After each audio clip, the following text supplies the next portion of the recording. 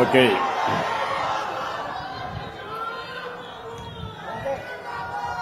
గౌరవనీయులు honourable minister of communication and development of north eastern region, government of India, Shri Jyotiraditya Scindia ji, honourable minister doctor Chandrasekhar Pemmasani, గౌరవనీయులు సువేందు కుమార్ స్వెయిన్, గౌరవనీయులు మహమ్మద్ నజీర్, కోవెలమూడి రవీంద్ర, గౌరవనీయురాలు BP Sridevi గారు, రామాంజలి గారు, ఈరోజు మిమ్మల్ని అందరినీ చూస్తే నాకు పాత రోజులు జ్ఞాపకం వస్తున్నాయి. నేను చదువుకునే రోజుల్లో మేమందరం కూడా పోస్ట్ మ్యాన్ పైనే ఆధారపడేవాళ్ళం. ఎప్పుడు లెటర్ వస్తుందా, లేకుంటే ఎప్పుడు పేపర్లు రిసీవ్ చేసుకోవాలన్నా, లేకపోతే ఎప్పుడైనా కంప్లైంట్ పెట్టాలంటే కూడా మళ్లీ పోస్ట్ ఆఫీస్కి వచ్చి కంప్లైంట్లు పెట్టిన రోజు. ఆ రోజు టెలికమ్యూనికేషన్ సెక్టర్లో పెద్ద ఎత్తున మనకి ఎక్కడ కూడా ఇలాంటి కమ్యూనికేషన్ ఉండేది కాదు. ప్రతి ఒక్కరికి ఏ వార్త అందించాలన్నా, ఏ పార్సల్ తేవాలన్నా ఆ రోజు ఇండియా పోస్టే మెయిన్ ఆధారం అని చెప్పి నేను మీకు తెలియజేస్తున్నా. అలాంటి గ్రామీణ డాక్ సేవకులకు అందరికీ మనస్ఫూర్తిగా మీరు అందించిన దేశ సేవలు దేశ చరిత్రలో చిరస్థాయిగా మిగులుతాయని చెప్పి కూడా నేను మీ అందరికి విజ్ఞప్తి చేస్తున్నాను. ఈరోజు మీ మంత్రి గారు, I'm very happy, Jyotiraditya Scindia గారు ప్రొఫైల్ చూస్తే today I have seen him first time. Very forcible message, very effective message, and also is highly qualified. He had a high school graduation education Doon School, then he went to Stanford, from there Harvard. Generally anybody will go to Harvard one degree, that is big degree.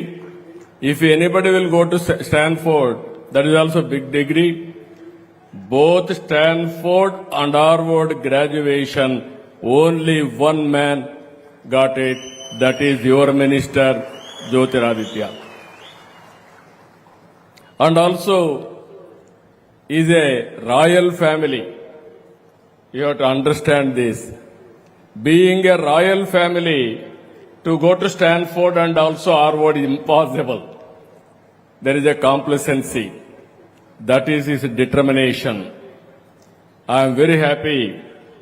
His grandmother, Rajamata of Gwalior, I worked with her. She is very close to our leader, Sri Nandamuri Taraka Ramarao garu అని చెప్పి కూడా నేను మీకు తెలియజేస్తున్నా. At that time, we used to work with her. She is a Gwalior Rajamata, and also character, dignity, and also that majesty, we have seen her. After that, his father, Madhavrao Scindia, I had a good occasion with him. I worked with him. I loved him. He is very simple, upright, and also honest to the core. That is his legacy. I am very happy. As you rightly mentioned, Scindia village is in Andhra Pradesh. Now it is part of Visakhapatnam city itself. Just now my people shown me that village. It is part of Gajuvaka. There is a road also, Gajuvaka to Scindia Road, and also there is a hospital. I am very happy. Very soon my friend will go there and visit that road and travel in that road. That is your legacy your forefathers has given for you, and also they contribute for Andhra Pradesh. if you see all these things, today there is a little short time for me. Again, he has to go to Delhi by evening 9 p.m. ఈ రోజు మిమ్మల్ని అందరినీ చూసిన తర్వాత నాకు ఎక్కడా లేనటువంటి ఒక నమ్మకం వచ్చింది. టెక్నాలజీ ఎంత పెరిగినా నేను టెక్నాలజీని ఎప్పుడు ప్రమోట్ చేస్తానే ఉంటాను. ఒకప్పుడు ఐటీని ప్రమోట్ చేశాం. ఈ రోజు హైదరాబాద్ నగరాన్ని మీరు చూస్తే దేశంలోనే most liveable city, highest per capital income కు చిరునామా ఏదంటే తెలంగాణగా తయారైందంటే అది ఆ రోజు వేసిన ఫౌండేషనే సమైక్య ఆంధ్రప్రదేశ్ లో. ఈ రోజు మీ యొక్క వ్యవస్థను మనం ఒకసారి చూస్తే ఎక్కడా లేని వ్యవస్థ ఇది. అలాంటి ఈ వ్యవస్థ 150 సంవత్సరాల చరిత్ర ఉంది. స్వాతంత్రం రాకమునప్పటి నుంచి పనిచేస్తున్నారు. ఈవెన్ దేశ స్వాతంత్ర పోరాటంలో పరోక్షంగా కీలక పాత్ర పోషించారు. స్వాతంత్ర సమర యోధుల మధ్య లేఖలు, పత్రికలు చేరవేయడం, వారెవరైనా అందించే ఆర్థిక సహాయాన్ని అందజేయడం, మనీ ఆర్డర్ ద్వారా అందజేయడం. ఆ రోజు బ్యాంకులు ఉండేటివి కాదు. మేము చిన్నప్పుడంతా కూడా ఎవరు డబ్బులు పంపించినా మనీ ఆర్డర్ ద్వారా పంపిస్తే అది అందించినటువంటి వ్యక్తులు ఇక్కడుండే గ్రామీణ డాక్ సేవకులేనని చెప్పి కూడా నేను మీకు తెలియజేస్తున్నా. అదే సమయంలో తర్వాత రాను ఆ రోజు నేను చూశాను. ఇప్పుడే మంత్రి గారు ఇక్కడ టెలికమ్యూనికేషన్ శాఖ మంత్రిగా కూడా ఉన్నారు. ఆ రోజు మీరు చూస్తే విలేజ్ లో అప్పుడప్పుడే టెలిఫోన్లు వచ్చాయి. కాఫర్ వైర్ ఉండేది. ప్రజలు దాన్ని కట్ చేసి మెల్ట్ చేసుకునేవాళ్లు. అంటే అమ్ముకుంటే దాని మీద ఎక్కువ లాభాలు వస్తాయని. అప్పుడు లైట్నింగ్ కాల్ ఉండేది, ఎమర్జెన్సీ కాల్ ఉండేది. లైట్నింగ్ కాల్ చేస్తే ఒక వారం రోజులు అయ్యేది. ఎమర్జెన్సీ కాల్ అంటే జీవితంలో ఎప్పుడు వచ్చేది కాదు. ఆ రోజు నేను ఒకటే చెప్పాను, మీ అందరికీ ఐడియా ఉంటుంది. అందరికీ సెల్ ఫోన్లు రావాలని కోరుకున్నాను. టెలికమ్యూనికేషన్ సెక్టర్ లో రిఫార్మ్స్ రావాలని కోరుకున్నాం. ఈరోజు మీరు ఒకసారి చూస్తే, మన మంత్రి గారిని చూస్తే, ఈరోజు మొత్తం టెలిఫోన్లు రావడమే కాదు 4G కూడా మన వాళ్లు ప్రారంభించారంటే నేను గర్వపడుతున్నానని చెప్పి కూడా నేను మీకు తెలియజేస్తున్నా. ల్యాండ్ లైన్స్ పై మొబైల్ ఫోన్స్ వచ్చాయి, ఇంటర్నెట్లు వచ్చాయి. ఏది వచ్చినా కూడా ఒకటే గుర్తుపెట్టుకోవాలి, ఎన్ని వచ్చినా మీకు రీప్లేస్మెంట్ మాత్రం ఎప్పుడు రాదు. మీ మానవత్వంతో మీరు పనిచేయగలిగేది మీరు ఒక్కరే చేయగలుగుతారు. టెక్నాలజీ ఎంత పెరిగినా, ఆర్టిఫిషియల్ ఇంటెలిజెన్స్ వచ్చినా, కడాన మీరు లేకపోతే మాత్రం గ్రామీణ ప్రాంతంలో ప్రాపర్ లాజిస్టిక్స్ వ్యవస్థ ఉండదని మరొక్కసారి మీ అందరికీ విజ్ఞప్తి చేస్తున్నాను. That is your core competency. ఈ రోజు మనం ఒక్కసారి చూస్తే 1,64,000 పైగా పోస్ట్ ఆఫీసులు ఉన్నాయి. దగ్గర ఈ రోజు 3 లక్షల మంది గ్రామీణ డాక్ సేవకులున్నారు. ఇంతమంది ఉండే వ్యవస్థ ఎక్కడా లేదు. మన రాష్ట్రంలో చూస్తే 9,100 పైగా పోస్ట్ ఆఫీసులున్నాయి. 17,000కు పైగా గ్రామీణ డాక్ సేవకులున్నారు. ఇప్పుడే నేను చూశాను, నేను సూపర్ 6 పెడితే ఈరోజు సూపర్ 6 సూపర్ హిట్ అయిందంటే దానికి కారణం మీరు. 33% డీబీటీ మీ ద్వారా జరిగింది. దానికి మనస్ఫూర్తిగా అభినందిస్తున్నాను. టెక్నాలజీ ఎంతున్నా మళ్లీ మీరు లేకపోతే ఆ టెక్నాలజీని మనం ప్రాపర్ గా ఉపయోగించుకునే పరిస్థితిలో కూడా ఉండం. అలాంటిది ఈరోజు బ్యాంకింగ్ సేవలు గాని, బీమా సేవలు గాని, డీబీటీ అనుసంధాన సేవలు, డిజిటల్ లైఫ్ సర్టిఫికెట్లు, పౌర సేవలు, ఈ కామర్స్, లాజిస్టిక్స్ సేవలన్నీ మీ ద్వారా అందుతున్నాయి. భవిష్యత్తులో కూడా ఇప్పుడే నేను మంత్రి గారిని చూశాను, మీ మంత్రి గారిని చూశాను. ఒకరిని చూస్తే స్టాన్ఫోర్డ్ హార్వర్డ్ గ్రాడ్యుయేట్, ఇంకొక ఆయన మీ జిల్లాలను చదువుకొని అమెరికాకి వెళ్లి డాక్టర్గా ఐటీని కూడా ఉపయోగించి అతి పెద్ద కంపెనీ పెట్టి పార్లమెంట్ లో రిచెస్ట్ పార్లమెంట్ మెంబర్ ఎవరైనా ఉన్నారంటే దానికి చిరునామాగా చంద్రశేఖర్. ఇద్దరు సమర్థవంతమైన నాయకులు. ఇద్దరి అందులో కూడా సింధియా గారిని మీరు చూశారు. మెజెస్టిక్ టచ్ ఇచ్చాడు మీకు. ఇప్పుడు మామూలు కాదు, ఆయనే డిజైన్ చేశాడు మీకు ఒక డ్రెస్ కోడ్. దాన్ని ఏ విధంగా మీకు ఇవ్వాలనో కూడా ఇచ్చి మీ గౌరవాన్ని పెంచడానికి అనునిత్యం పనిచేసే వ్యక్తి సింధియా అని మరొక్కసారి విజ్ఞప్తి చేస్తున్నాను.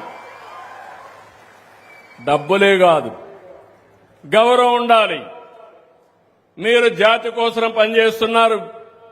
ప్రధానమంత్రి నరేంద్ర మోడీ గారు వికసిత్ భారత్ 2047 కోసం పనిచేస్తున్నారు. అంటే 2047లో నాకు ఏమాత్రం అనుమానం లేదు, 11 సంవత్సరాల్లో 11వ ఆర్థిక వ్యవస్థగా ఉన్న భారతదేశం 4వ ఆర్థిక వ్యవస్థగా రూపుదిద్దుకుంది. రాబోయే 1 సంవత్సరంలో 3వ ఆర్థిక వ్యవస్థగా తయారవుతాం. 2038కి 2వ ఆర్థిక వ్యవస్థగా తయారవుతాం. 2047కి మనందరం కలిసి చేస్తే భారతదేశం ప్రపంచంలోనే నెంబర్ 1 ఆర్థిక వ్యవస్థగా తయారవుతుంది. వికసిత్ భారత్ మీరు లేకపోతే సాధ్యం కాదు. మెషిన్లు వస్తాయి, ఏఐ వస్తుంది, ఏ పని కావాలన్నా జరుగుతుంది. కానీ మనిషి ఇచ్చే హ్యూమన్ టచ్ మాత్రం మనిషే ఇవ్వగలుగుతాడు. ఆ పనులు మీ ద్వారానే సాధ్యమని మరొకసారి తెలియజేస్తున్నా. కన్యాకుమారి నుంచి కాశ్మీర్ వరకు ఏదైనా ఒక పార్సల్ పోవాలంటే అది మీ వల్లనే సాధ్యం. ఇలాంటి వ్యవస్థకి ఒక విజన్ ఇచ్చి అదే సమయంలో మిమ్మల్ని అందరినీ గాని గైడ్ చేయగలిగితే వండర్స్ చేసే శక్తి సామర్థ్యం మీకుంది. ఈ రోజే మంత్రి గారు ఒక మాట చెప్పారు. నేను ప్రపంచం అంతా కూడా పంపిస్తున్నాను ఎక్స్పర్ట్స్ అందరినీ. వాళ్ళు మొత్తం స్టడీ చేస్తారు. వాళ్ళల్లో వచ్చిన మార్పులు చూసుకుని దానికంటే మెరుగైన వ్యవస్థను రూపకల్పన చేస్తానని మీ అందరికీ హామీ ఇచ్చాడు. ఇప్పుడే ఎలక్ట్రికల్ సైకిల్ కూడా మాట్లాడాడు. I'm very happy. If you have to provide for every our people గ్రామీణ dock Sevak 1 electrical cycle with green energy, no pollution. If you do that, then they will cover very comfortably in the villages.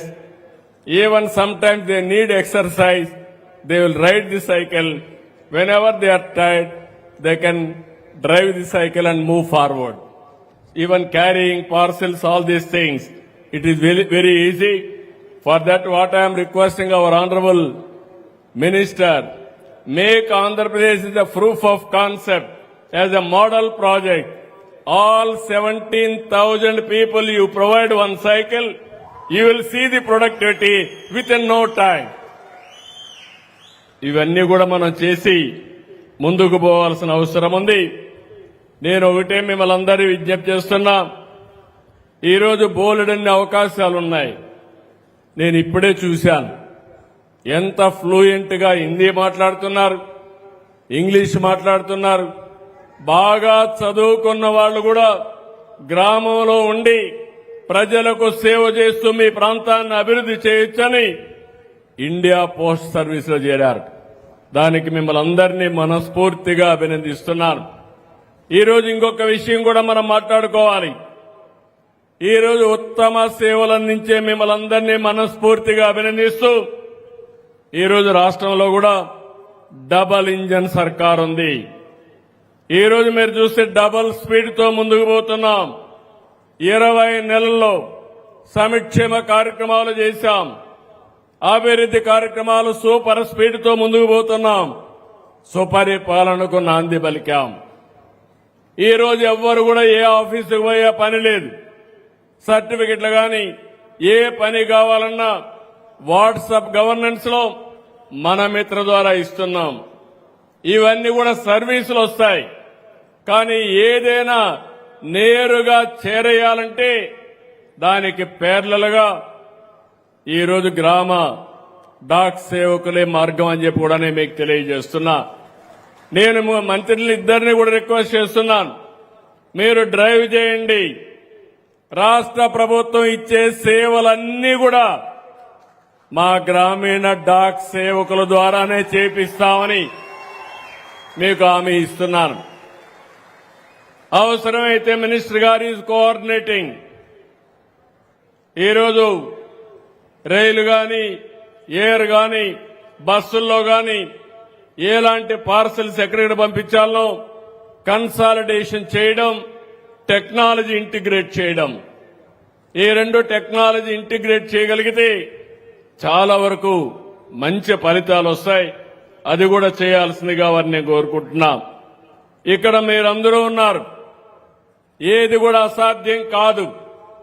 అతి శక్తివంతమైన organisation India post ఈ రోజు మీకు సరి అయిన guidance ఇచ్చి సరైన ప్రోత్సాహం ఇస్తే రాబోయే రోజుల్లో వికసిత్ భారత్ కి, స్వర్ణాంధ్రప్రదేశ్ కి వెన్నెముకగా మీరుంటారని చెప్పి మరొక్కసారి విజ్ఞప్తి చేస్తున్నా.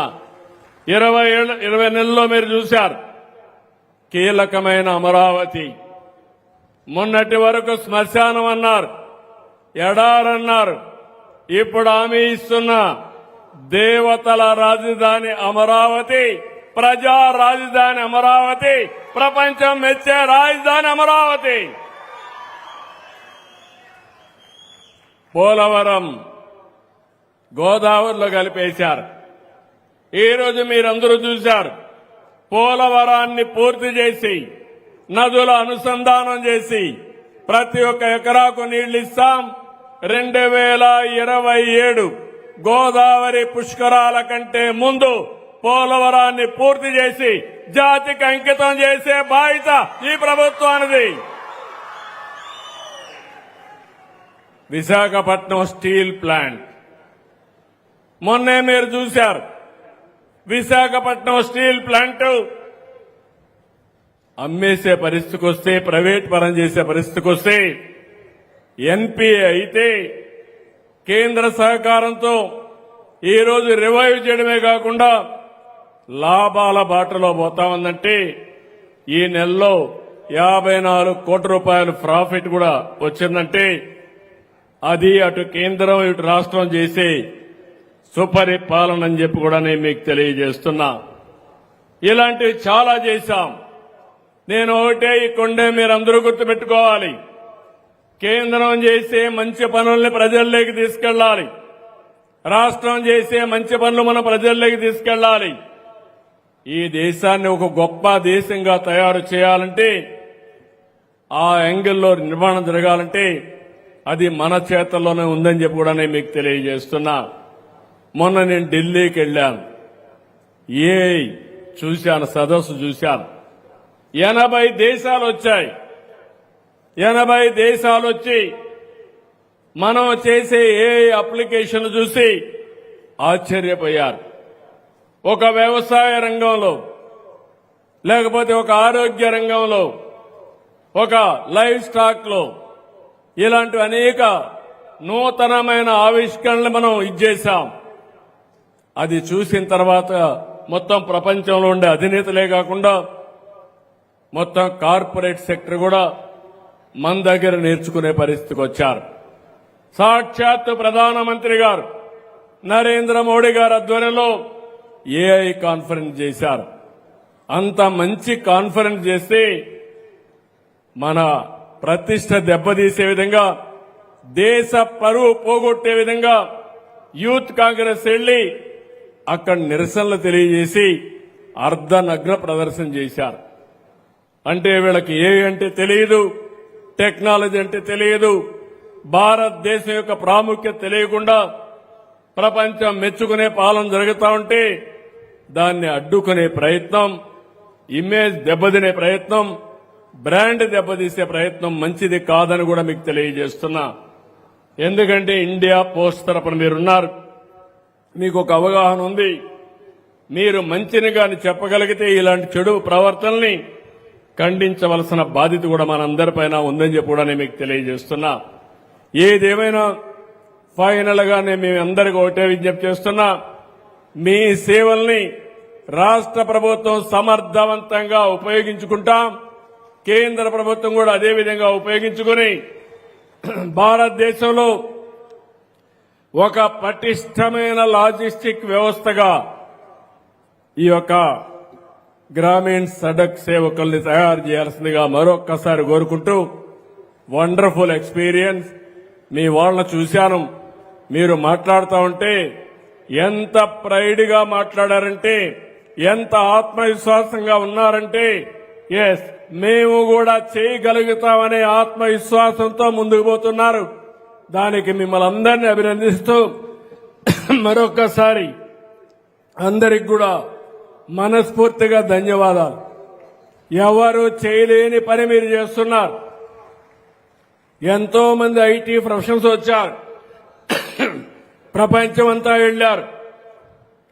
మీరు పుట్టిన గ్రామంలోనే మీరుండి ప్రజలకు మెరుగైన సేవలు అందించి వాళ్ళ జీవన ప్రమాణాలు పెంచడానికి మీరు ప్రయత్నం చేస్తున్నారు.